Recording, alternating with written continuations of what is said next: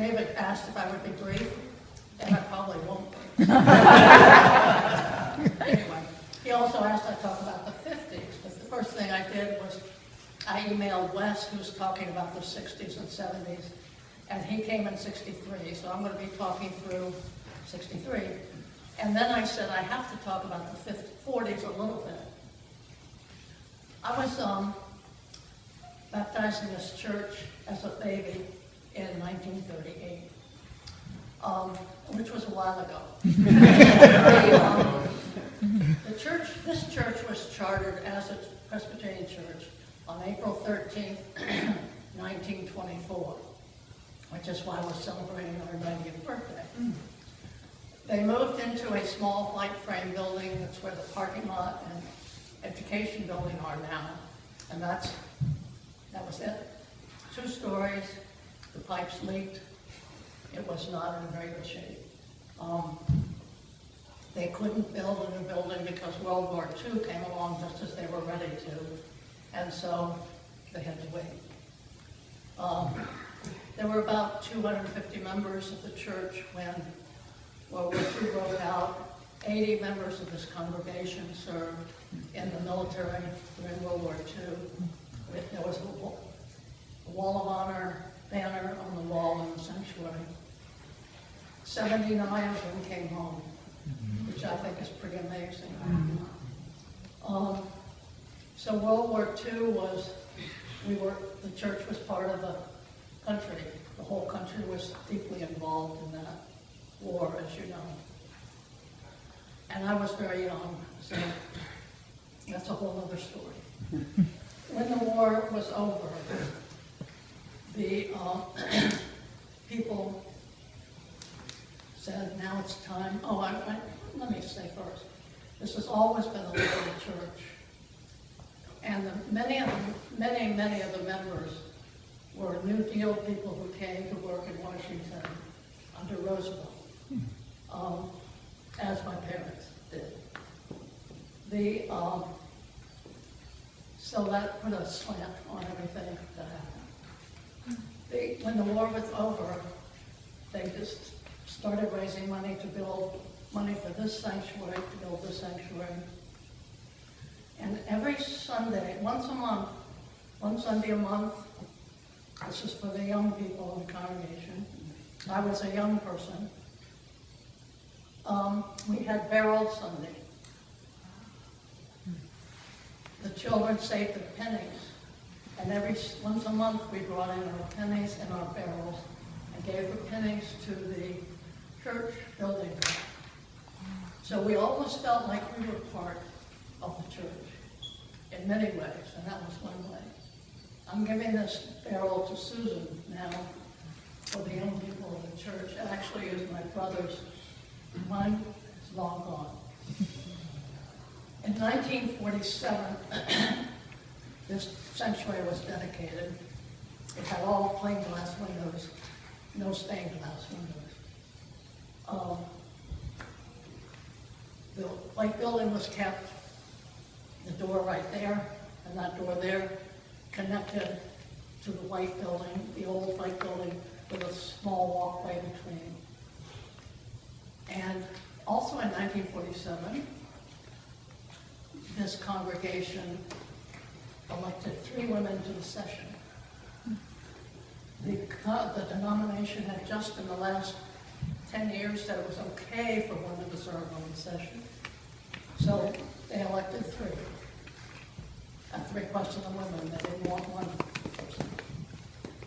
Also, after the Second World War, historically, Presbyterian session members, all of you who are elders will love this, served for life.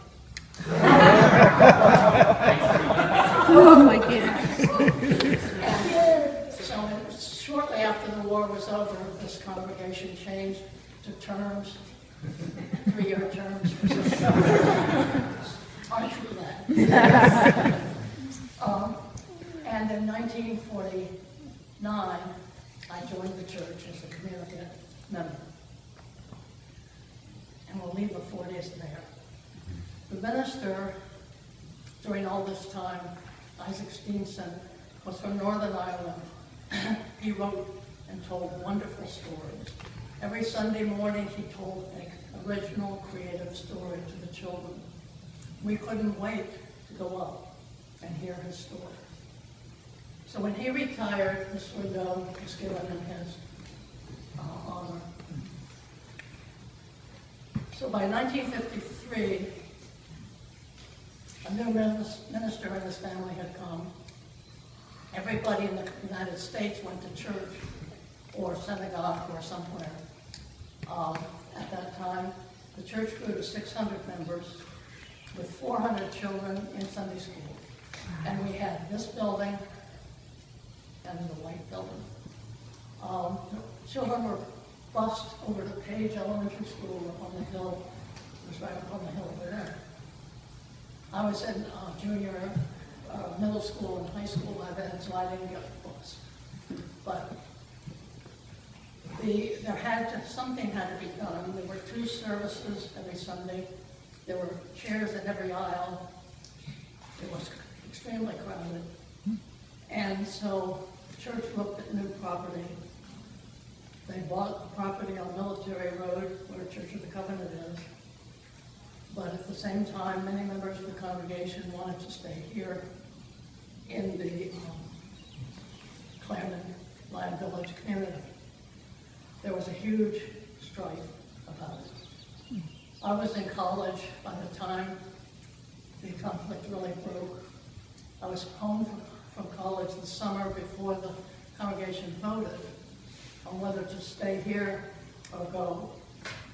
And a carload of us, 6 of us, would sing in the choir at the 9:30 service, and then it was my parents' car, but I was driving. I would load the car up and we'd go to the Quaker meeting downtown at 11 because we couldn't stand the tension in this room. That's how bad it was. When the congregation voted as to whether to stay or move, the vote to stay won by 1 vote. So the people who wanted to move, moved. The people who wanted to stay, stayed. And a good number went elsewhere. And that's when Church of the Covenant was formed. So when I came home at Christmas time that year, most of my Sunday school teachers were gone. Many of my friends' parents were gone. But we college students vowed we were not splitting up, and we stayed together until we graduated from college here.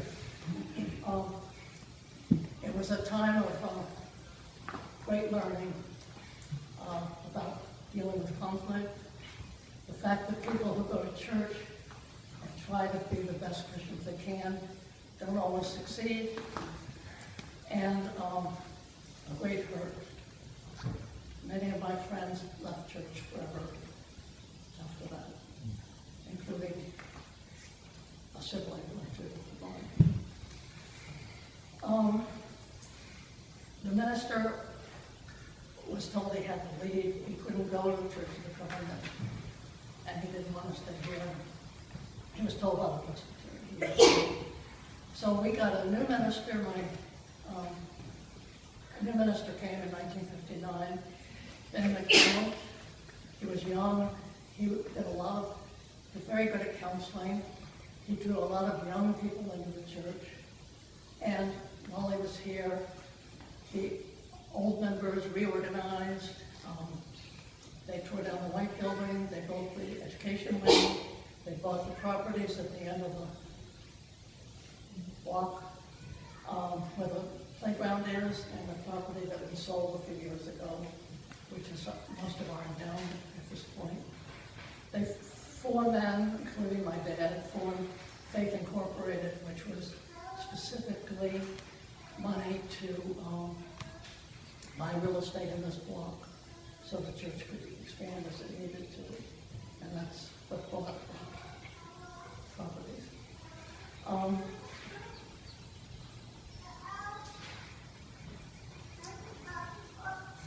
Ben McDonald left in 1963 to be head of the Peace Corps in the Philippines, And that's where I'm going to end the historical part. And Wes will pick it up whatever Sunday he's talking. The things I learned, this is a great community of people who cared about each other. It was family to me because we had no extended family in this area. They were all at least 1,300 miles away. So this became family for us. The most outstanding person for me was Marie Berger, who was my high school Sunday school teacher. She had walked into the old building when we were worshiping there on crutches and a Army uniform. She had been involved in the Greek Civil War after the Second World War, and her leg had been badly shattered. She was a Reformed Jew. She knew Christianity, she knew the Bible like few people I've ever met, and believed it fervently. She was a lawyer, a very brilliant lawyer who argued in front of the Supreme Court. But she wanted us to know how our faith should be lived out in the whole world. She took us to a Jewish synagogue to worship. She took us to a Greek Orthodox church to worship. She took us up near Virginia Hospital Center to see the wall that separated the black community from the white community. And part of that wall is still there in a couple of backyards. And she took us to the country club one Sunday morning to see the heathens playing golf and sunning by the swimming pool.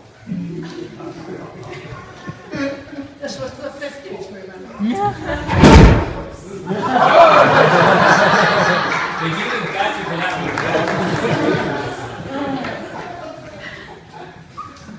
The only thing I've left out of my outline here is the things the church did to help others.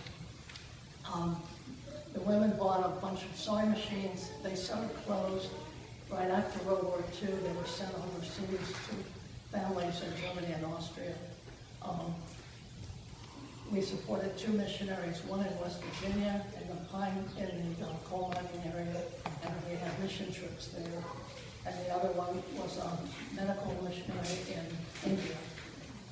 So it was a community of faith that you should be proud to have inherited.